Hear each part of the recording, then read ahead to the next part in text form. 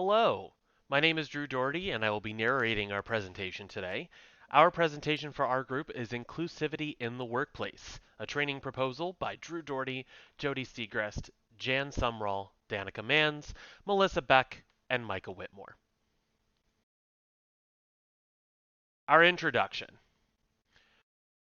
The organization that we have chosen to work on for this project and for this training is the Walt Disney Company, and specifically Walt Disney World Resort in Orlando, Florida. As a team, we've decided to focus on specifically Walt Disney World Resort as we believe that while Disney can feel inclusive, there are a lot of areas of opportunity for the organization to grow. From the personal experience of several members of our group, plus the experiences of countless other former and current cast members, we believe there are major strides Disney needs to make to become more inclusive and diverse. With this training, our hope is that we can improve cast members' understanding of inclusivity and acceptance of cultures other than their own. We want to give cast members and leaders the opportunity to pursue and achieve great strides in their career within the organization, regardless of their background, race, religion, culture, or sexual identity. In our training guide, we have decided to use two different theories and multiple sources to back up those theories in moving forward with our training that we hope will make a big improvement. The first we will address is the U-curve theory, and we hope that this can provide insight. The theory was named based on the U-shaped pattern that emerged as expatriates adjusted to another culture. As a cast member at Disney, you may be introduced to cultures you have no experience with. First, the initial contact may seem easygoing and easy to navigate, but as the encounter continues, frustration can very easily follow. As you become more comfortable and push through the frustration and struggles and confusion, people become accustomed to the host culture, and adjustment again becomes positive. The second theory we will cover addresses issues we see with cross-cultural interactions.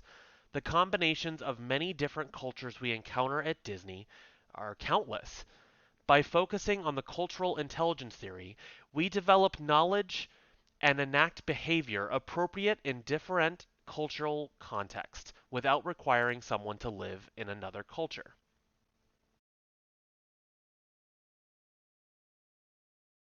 Josh D'Amaro, chairman and president of Disney Parks, Resorts, and Experiences, stated, "We will never stop working to make sure Disney is a welcoming place for all." Now let's introduce inclusion. The Four Keys was Disney's longest running strategy and service model. This model consisted of an emphasis on safety, courtesy, show, and efficiency. According to Calligrew in 2017, firm strategy determines the effects of cultural diversity, in addition to how organizational leaders and participants respond to and manage diversity. In 2020, Disney announced an enhancement to this model with the addition of inclusion. Inclusion acts as a pillar for all keys in order to create a more diverse experience for all.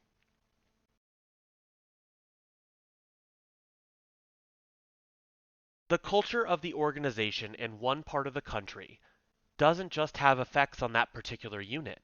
Because of the global economy and the potential for internal movement of cast members, for example, them working on different project teams as either new lands develop, new parks develop, new experiences all over the world develop, this culture will have effects on other units within the organization.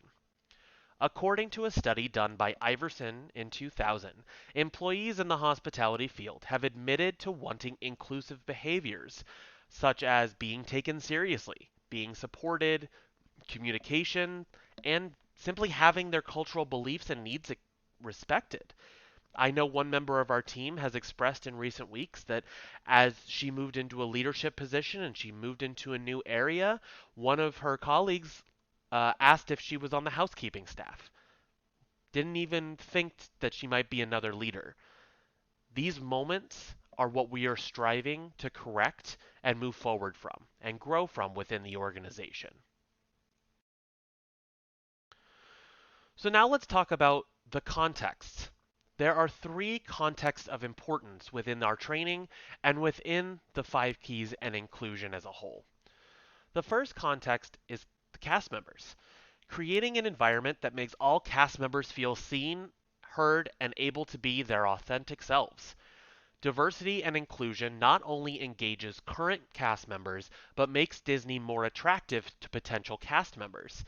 Cross-cultural diversity and inclusion efforts could provide hospitality companies with a competitive advantage by reducing turnover, motivating employees, and sensitizing employees and customers. The next context, business partners. Facilitating an inclusive relationship between multicultural teams and partners with different backgrounds and perspectives. Communication and teamwork across multiple business units is essential to the success of the organization. Disney operates in multiple countries across the world. Shared business practices and techniques help strengthen effectiveness as storytellers. And the final context is our guests.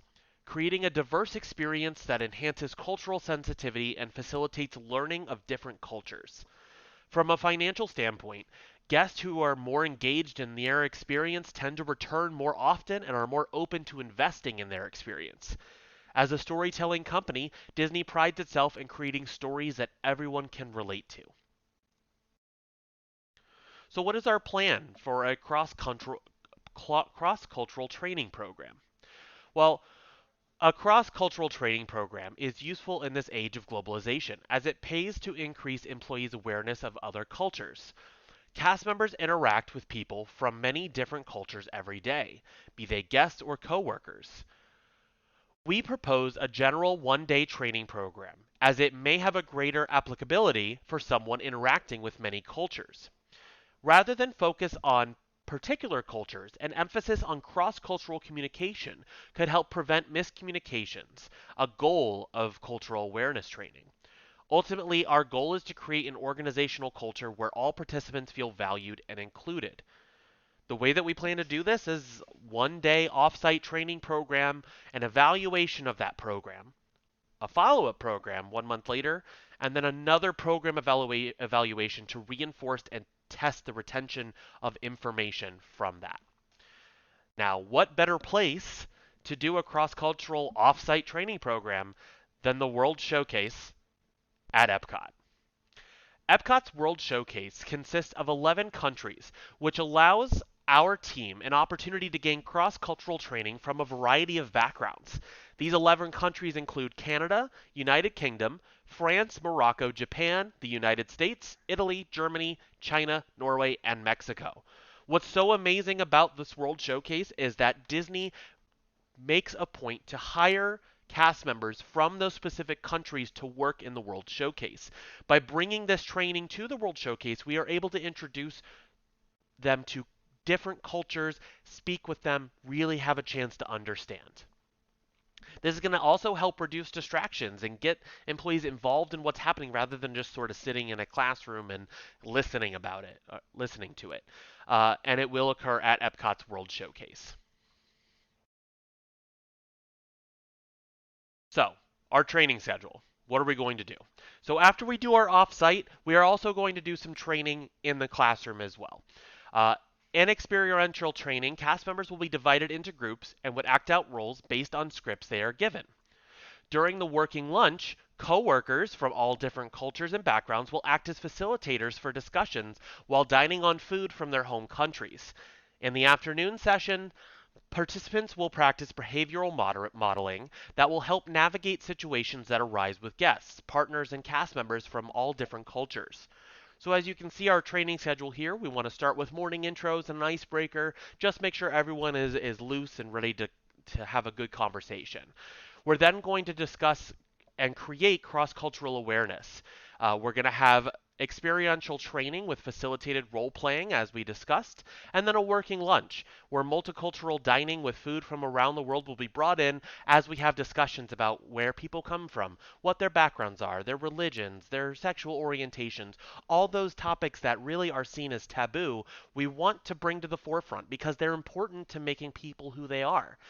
They don't define who they are, but they are a part of them. And we want to make sure that that is done in a casual setting where they can learn and really get those conversations out in a healthy, constructive way. Each table will have a facilitator to discuss aspects of specific cultures during the meal. And then the afternoon session will be about attribution training and behaviors in the workplace, really talking about what to do in those situations where you may not understand someone's culture. You may need to figure out a way to communicate in a way that works for them. So, what are we hoping that our training is going to achieve? What are our goals? For this training regarding diversity, equity, and inclusion, from now on we're going to refer to as DEI, there is a list of desired outcomes and objectives that must be met in order to coin this training a success.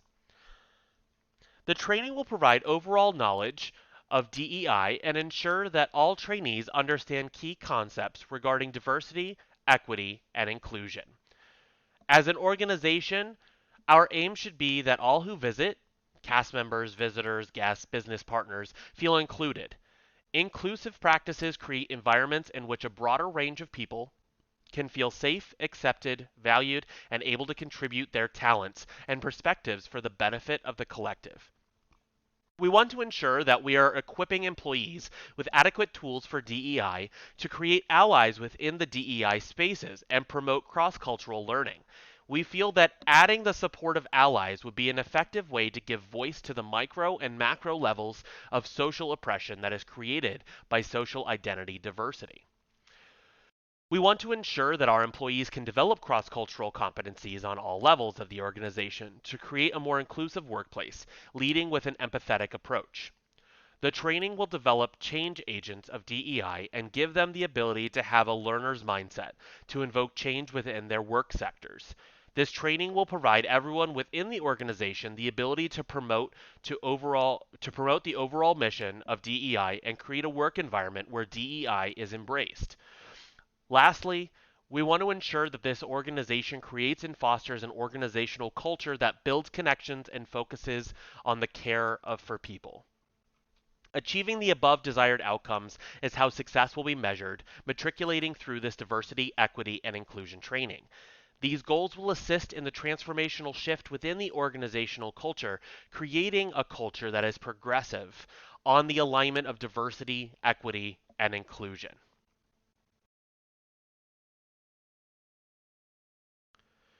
So what materials are we going to need? So first, we're going to have videos. We're going to showcase different cultures through video. Not only are we going to bring them in person, we're going to do it this way. So the best way that we feel to do that is through Epcot's Illuminations Reflection of Earth show that's displayed every night at the closing of Epcot Center. This video showcases how all different cultures around the world come together as one and how working together helps not only themselves, but everyone they encounter. We're going to use flashcards, single words pop up on the screen, diversity, things like that. The facilitator will ask the class what does the word diversity mean to them and let everyone share a few words on what that means.